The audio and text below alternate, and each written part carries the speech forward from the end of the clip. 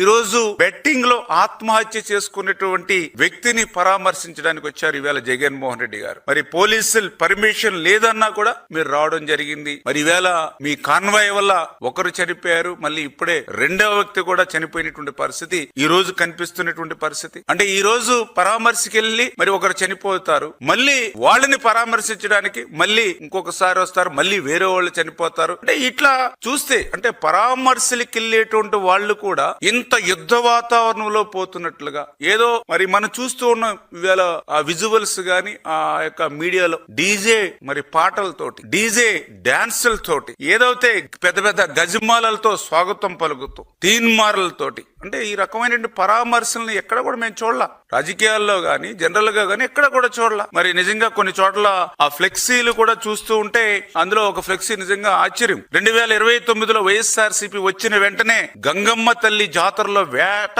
తలలు నరికినట్లు రప్ప రప్ప అని నరుకుతాం ఒక్కొక్కడిని అని చెప్పి మరి వేళ వాళ్ళు పెట్టుకునేటువంటి ఫ్లెక్సులు, అంటే ఇవన్నీ చూస్తూ ఉంటే ఇది పరామర్శలకి వస్తున్నటువంటి పరిస్థితిగా లేదు, ఆంధ్రప్రదేశ్ రాష్ట్ర ప్రజల మీద దాడి చేయడానికే వస్తున్నటువంటి పరిస్థితి ఈ రోజు క్లియర్ గా కనిపిస్తున్నటువంటి పరిస్థితి. అందులో కూడా మరి ఏదైతే ఆయన కాన్వాయ్ లోంచి మరి తగిలి ఎవరైతే మరి మధ్యాహ్నం ఎవరైతే చనిపోయారో మరి ఆయన ఒక దళిత బిడ్డ, అంటే ఒక దళిత బిడ్డ మరి చనిపోతే నిజంగా ఆయన్ని వెనువెంటనే మానవత్వం అనేటువంటి ఏ వ్యక్తి అయినా సరే యాక్సిడెంట్ అవుతే ఇమ్మీడియట్లీ ఆ కాన్వాయ్ ఆపుకుని ఆ ఎవరైతే గాయాల పాలిన వ్యక్తిని ఆ యొక్క అంబులెన్స్ లో గాని లేదా అందుబాటులో అవసరమైతే తన కాన్వాయ్ లో ఉన్నటువంటి కారును సైతం ఇచ్చి హాస్పిటల్కి పంపించి ప్రాణాలు కాపాడతారు.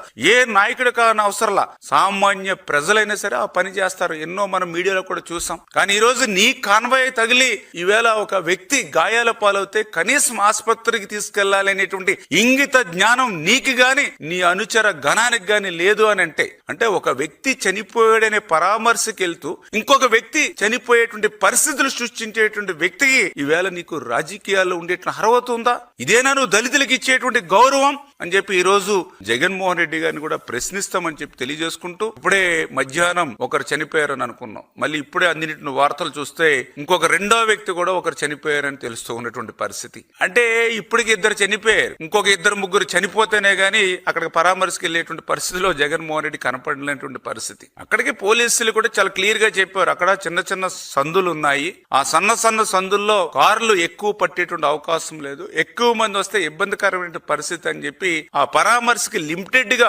మ్యాన్ పవర్ మనుషుల్ని అదే విధంగా ఆ వెహికల్స్ ని వాళ్ళు అనుమతినిచ్చారు. కానీ దానికి భిన్నంగా మరి ఈయన ఒక జాతర మాదిరిగా ఒక మరి ఏదైతే ఆయన ప్రయత్నం చేశాడు, ఈవేళ ఒక పరామర్శకి వెళ్ళి ఇప్పటికే ఇద్దరు ప్రాణాలను బలి